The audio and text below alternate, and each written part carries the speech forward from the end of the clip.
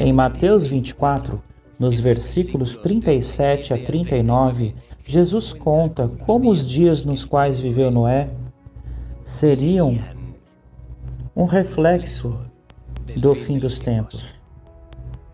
Antes do dia da manifestação de Jesus, a sociedade seria como nos dias de Noé. Os homens realizavam suas atividades diárias, se casavam e se davam em casamento, comiam, bebiam e não prestavam atenção. Apesar dos 120 anos de pregação, eles não se atentaram para a iminência de um grande dilúvio. Assim será no dia, diz Deus, quando Jesus vier em poder e grande glória. A história se repete. Tenho certeza que o Senhor está assistindo do céu. Jesus disse, como nos dias de Noé, assim será a vinda do Filho do Homem. E hoje estamos vendo isso no mundo. A violência na terra, o egoísmo e a idolatria está presente em todo lugar. Acho que tudo isso parte do coração de Deus. Talvez a lição prática mais importante que podemos aplicar hoje é o que significa entrar na arca. Vivemos na hora do julgamento. Nós vivemos no crepúsculo da história deste mundo. Estamos no limiar da eternidade. E as pessoas têm que perceber que é um período fascinante, mais do que qualquer outro na história.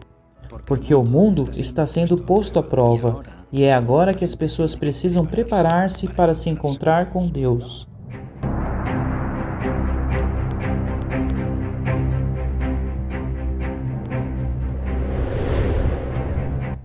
O que aconteceu antes do dilúvio vai acontecer de novo um pouco antes da segunda vinda de Cristo. Aqueles que não têm uma perspectiva, que não estudam a mensagem das Escrituras, vão continuar com suas vidas como têm feito até agora, e não verão o fim chegando. Eu sou o Jeff Haidt, diretor do Ministério para Leigos. O que você vai testemunhar agora, você jamais presenciou antes. Não vamos apenas investigar a história do dilúvio, também procuraremos as raízes da evolução e como isso influenciou a sociedade ocidental. E o mais importante, veremos como a história de Noé ajuda a explicar as páginas da profecia bíblica. Esta é a história de Noé e o dilúvio como nunca antes você havia visto.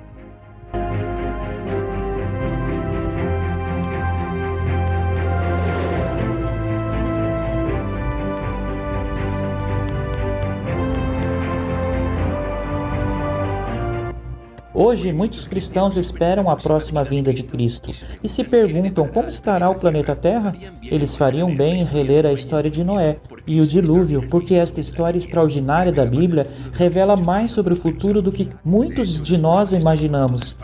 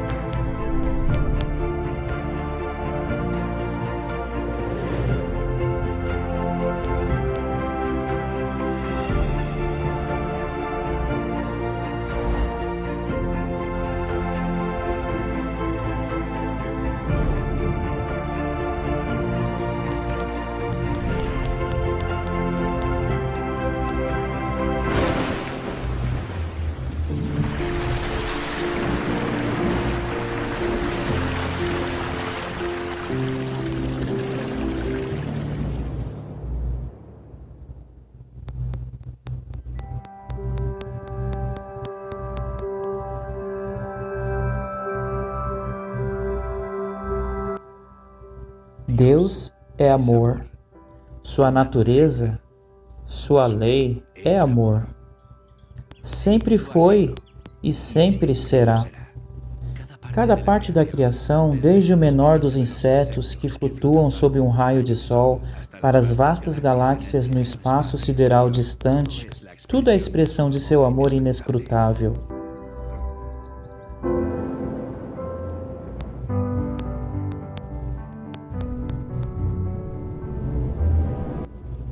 Não há dúvida de que o mundo antes do dilúvio falou muito do amor de Deus. Tudo estava absolutamente lindo. Seu amor era expressado em tudo que se podia ver. Da menor forma de vida celular para o mais complexo criado por Deus, Adão. Tudo foi perfeito. Se pudéssemos viajar no tempo para saber como era o mundo antes do dilúvio, nós teríamos que pensar que era praticamente outro planeta. A comida era abundante, a beleza era abundante na natureza. As montanhas não eram acidentadas, inóspitas, nem perigoso como os de hoje. Eles eram majestosos e altos, ondulados, cobertos por um cobertor de terra e repleto de uma variedade de flores imagináveis. Muitos acreditam que animais e plantas se extinguiram. Não havia frio extremo, nem calor extremo, nem climas áridos. O clima não era extremo. E não havia aquelas tempestades horríveis como temos agora. As árvores estavam cobertas de trepadeiras e pequenos ramos carregados de frutos. Gênesis menciona como a água subia. Era um vapor que regava a terra. O solo era regado por um sistema de irrigação automática. De acordo com o capítulo 2 de Gênesis, subia um vapor da terra. A chuva era algo desconhecido. Pedras preciosas, ouro e prata abundavam na superfície da terra. Descreve um paraíso que, em muitos aspectos, era a biosfera perfeita, que permitiria que tanto humanos como os animais prosperassem. A expectativa de vida das pessoas era muito longa, de acordo com as informações que a Bíblia nos dá. Quando Deus criou, Ele diz: é bom, bom, muito bom. E diante de toda essa beleza, o homem pecou. Ele não teve desculpa, porque Deus tinha fornecido tudo o que ele precisava. Tudo estava em harmonia, e tudo era perfeito. Obviamente que não vivemos em um mundo perfeito. Na verdade, se considerarmos que mais de 70% da Terra está coberta de água, este planeta nem sequer desfruta do verdadeiro acolhimento à vida humana. Além disso, existem lugares frios e áridos, grandes desertos, cadeias de montanhas. Ou sempre foi assim, ou aconteceu algo que mudou fundamentalmente a superfície da Terra. O dilúvio mudou completamente a geografia da Terra. Esses elementos desorganizados da natureza nos revelam um verdadeiro horror do pecado. E o que vemos em nosso mundo é a consequência disso. O homem começou a buscar a felicidade no egoísmo, no pecado e no mal. Mas Deus, que é amor, disse: ainda há boas pessoas e desejo salvar o máximo que puder. Vou te dar um aviso. Se ainda houver alguma chance de resgatar os que vierem a mim, estes serão salvos. E ao criar a arca, ele criou um veículo pelo qual eles poderiam ser salvos, e Noé era o mensageiro com quem eles podiam aprender. Deus está nos avisando. Deus transmite mensagens proféticas para nós. Virar as costas para elas será desastroso, como foi nos dias de Noé. A história de Noé e o dilúvio é, em muitos aspectos, uma prova literal das profecias do Apocalipse. Junte-se a mim para estudar as profecias do Apocalipse, voltando aos dias de Noé.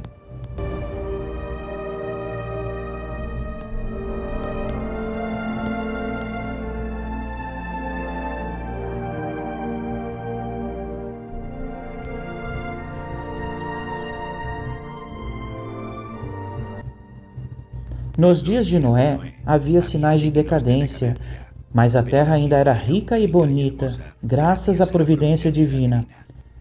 As colinas eram povoadas por árvores majestosas que sustentavam as vinhas carregadas de frutas. Vastas planícies forradas de verde e doce perfume de milhares de flores. Os frutos da terra eram de uma grande variedade e de uma abundância quase ilimitada. As árvores eram excedidas em tamanho, beleza e perfeita simetria com o mais belo do presente. Sua madeira era fina e nobre, muito parecido com uma pedra e apenas um pouco menos durável do que isso. Abundavam o ouro, a prata e pedras preciosas. a raça humana ainda manteve muito de seu vigor original. Apenas algumas gerações se passaram desde que Adão teve acesso à árvore da vida, e a vida do homem ainda era contada em séculos.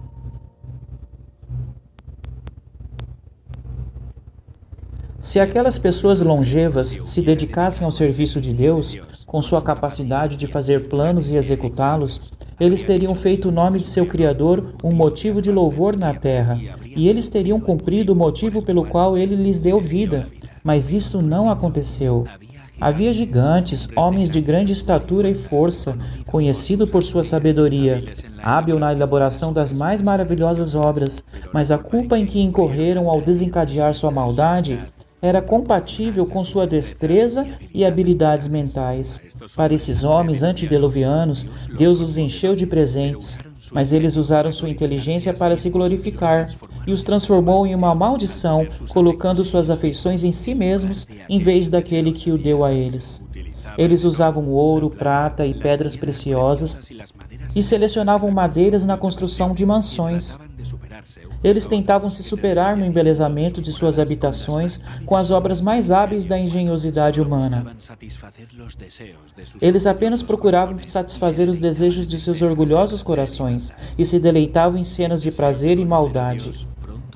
Sem nenhum desejo de conhecer a Deus, eles logo negaram sua existência. Eles adoravam a natureza em vez do Deus da natureza. Eles exaltavam a inteligência humana, adoravam o trabalho de suas mãos e ensinaram seus filhos a adorar ídolos. Construíram altares para seus ídolos nos campos verdes e sob a sombra de belas árvores. Arvoredos extensos, que mantiveram sua folhagem o ano todo, eram dedicados à adoração de deuses falsos. Esses bosques estavam ligados a belos jardins através de largas e sinuosas avenidas, adornado com árvores carregadas de frutos e de todos os tipos de estátuas. Tudo foi fornecido com o que agradava aos sentidos e promoviam os desejos sensuais das pessoas, e assim induzindo a participar do culto idólatra. Os idólatras de falsos deuses dotaram suas divindades com atributos e paixões humanas. Assim, o modelo de caráter degradou-se ao nível da humanidade pecadora, e viu Deus que a maldade dos homens foi muito na terra, e que cada desígnio dos pensamentos do coração eram maus continuamente. E a terra foi corrompida diante de Deus, e a terra estava cheia de violência. Deus deu aos homens os mandamentos como uma lei de vida, mas eles violaram sua lei, e o resultado foi todo o pecado imaginável. A maldade dos homens era aberta e imprudente. A justiça foi pisoteada, e os gritos dos oprimidos alcançavam o céu. O mundo estava em seus primórdios, mas o mal tinha se alastrado tão completamente, de forma tão generalizada, que Deus não pôde suportar mais, e disse: "Vou eliminar da face da terra o homem que criei." Declarou que seu espírito não duraria para sempre com a humanidade culpada.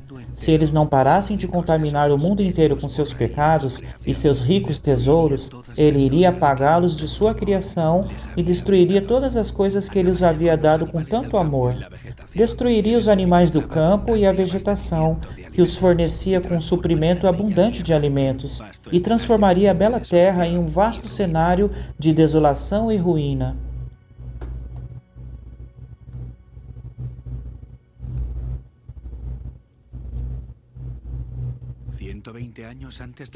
Cento e 20 anos antes do dilúvio, o Senhor disse a Noé seu propósito por meio de um anjo e ordenou-lhe que construísse uma arca. Durante a construção, Noé teve que pregar que Deus traria um dilúvio sobre a terra para destruir os ímpios. Aqueles que acreditassem na mensagem e se preparassem para este evento, arrependendo-se e reformando-se, obteriam perdão e seriam salvos. Deus deu a Noé as dimensões exatas da arca e instruções explícitas sobre todos os detalhes para sua construção. A sabedoria humana não poderia ter concebido uma construção de tal resistência e durabilidade. Deus foi o projetista e Noé o mestre construtor. Tinha 3 andares e uma porta de um lado. A luz vinha de cima e as várias seções foram organizadas de forma que todas fossem iluminadas. O material que foi usado na construção da arca foi o cipreste, ou madeira de gofer, que resistiria à deterioração por centenas de anos. A construção desta imensa estrutura foi um processo lento e trabalhoso. A arca por si só não poderia ter resistido à tempestade que cairia sobre a terra. Só Deus poderia proteger seus servos das águas tempestuosas. Pela fé, Noé, quando foi avisado por Deus sobre coisas que ainda não foram vistas, com medo ele preparou a arca na qual sua casa seria salva, e por essa fé ele condenou o mundo e foi feito herdeiro da justiça que vem pela fé. Enquanto Noé deu ao mundo sua mensagem de aviso, seu trabalho deu testemunho de sua sinceridade. Assim sua fé foi aperfeiçoada e manifestada. Ele deu o exemplo ao mundo por acreditar no que Deus lhe disse. Tudo o que ele possuía, ele investiu na arca.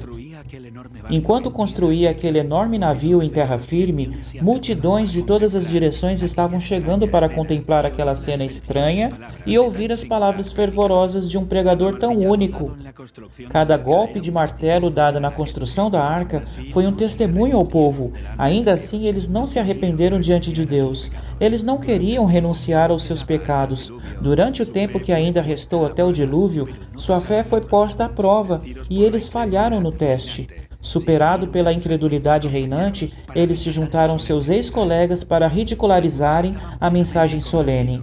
Alguns estavam totalmente convencidos e eles teriam dado ouvidos às palavras de advertência, mas havia tantos que zombavam dele, que o ridicularizavam, que acabou participando desse mesmo espírito. Nem todos os homens dessa geração eram idólatras no sentido estrito da palavra. Muitos alegavam adorar a Deus. Eles alegavam que seus ídolos eram representações da divindade e que através deles as pessoas obteriam um conceito mais claro do ser divino, tentando representar Deus através de objetos materiais. Cegou suas mentes para a majestade e poder do Criador. Eles falharam em ver a santidade de seu caráter e a natureza sagrada e imutável de seus requisitos. À medida que o pecado se generalizava, este parecia cada vez menos sério e declarou que a lei divina não estava mais em vigor, que era contrário ao caráter de Deus punir a transgressão e negou que seus julgamentos seriam sentidos na terra.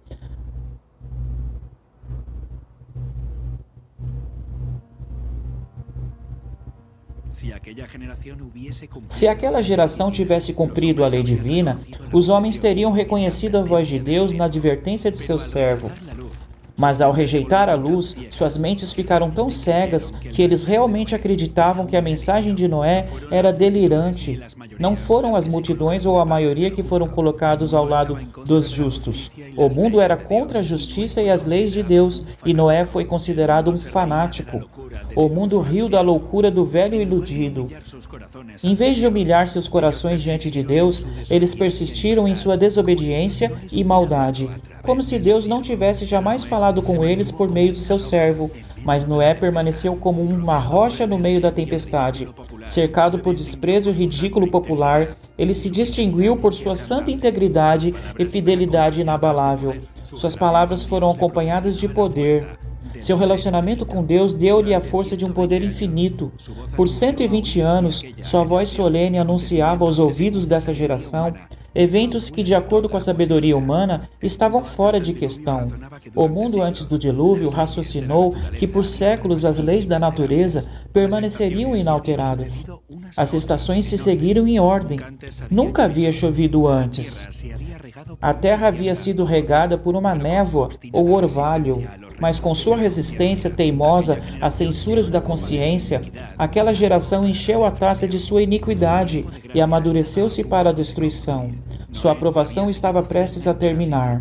Noé seguiu fielmente as instruções recebidas de Deus. A arca foi terminada como o Senhor havia ditado, e providenciou comida para homens e animais.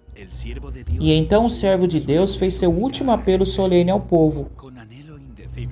Com desejo indizível, ele implorou que buscassem refúgio enquanto ainda era possível encontrá-lo.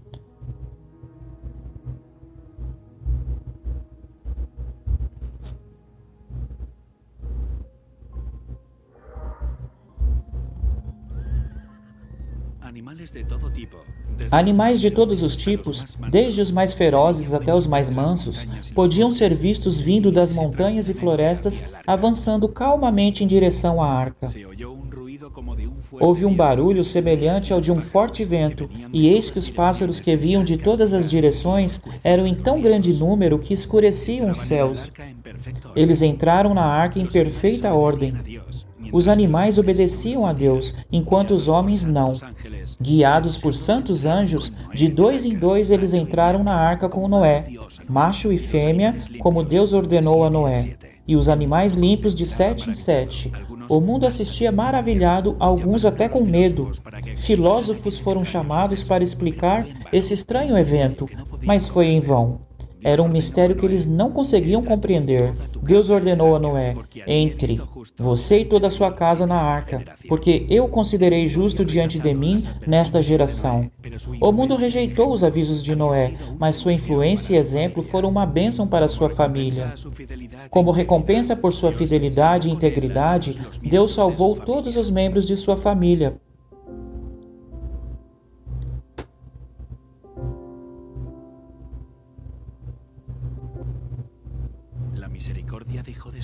A misericórdia de Deus parou de implorar a raça culpada. Os animais dos campos e os pássaros haviam entrado em seu abrigo. Noé e sua família estavam dentro da arca. Depois o Senhor fechou a porta. Um relâmpago deslumbrante foi visto, e uma nuvem ainda mais brilhante de glória desceu do céu para ficar diante da entrada da arca. A porta maciça que não podia fechar-se por quem estava dentro foi colocado lentamente no lugar por mãos invisíveis. Noé foi deixado dentro e aqueles que rejeitaram a misericórdia de Deus foram deixados de fora. O selo do céu foi colocado na porta. Deus o tinha fechado, e somente Deus poderia abri-lo.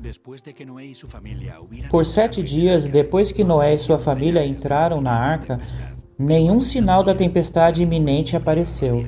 Mas no 8º dia, as nuvens cobriram os céus. Estes foram seguidos pelo estrondo de um trovão e o flash dos raios. Logo, grandes gotas de chuva começaram a cair. O mundo nunca testemunhou nada parecido e o medo assaltou os corações dos homens. Todo mundo estava secretamente se perguntando: será possível que Noé estava certo e que o mundo está condenado à destruição?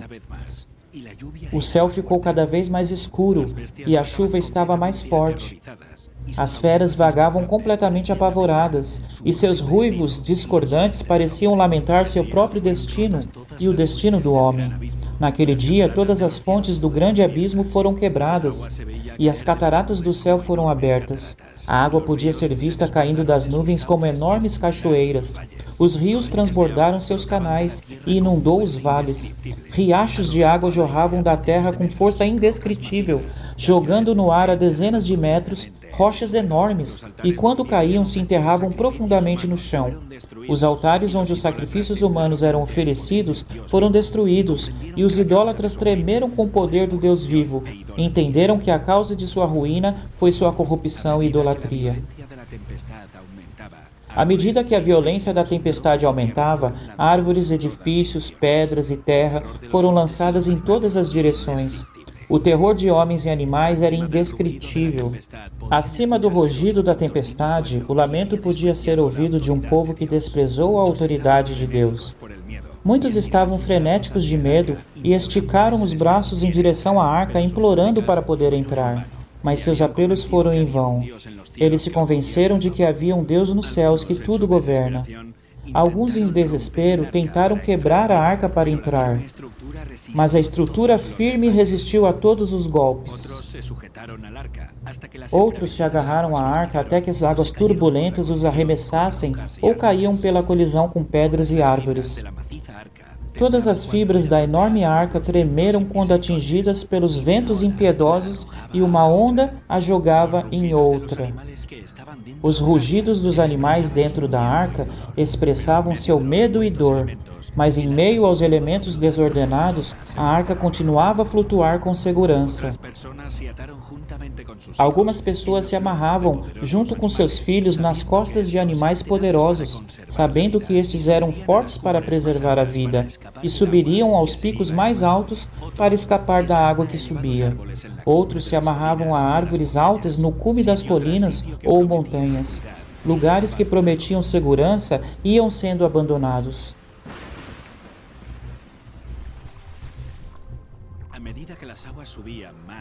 À medida que as águas subiam cada vez mais, as pessoas fugiam para as montanhas mais altas como refúgio. Em muitos lugares, homens e animais lutavam pelo mesmo lugar, até que ambos eram varridos pela fúria da água.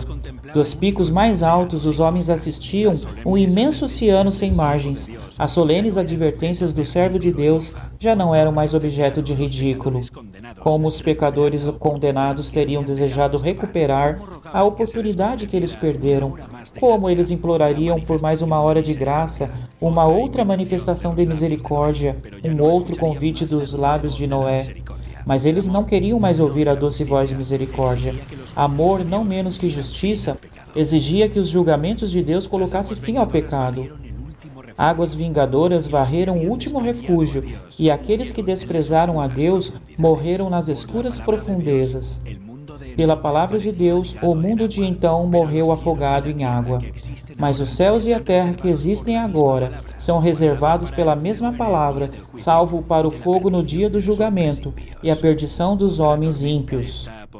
Outra tempestade ainda está por vir, e o pecado e os pecadores serão destruídos.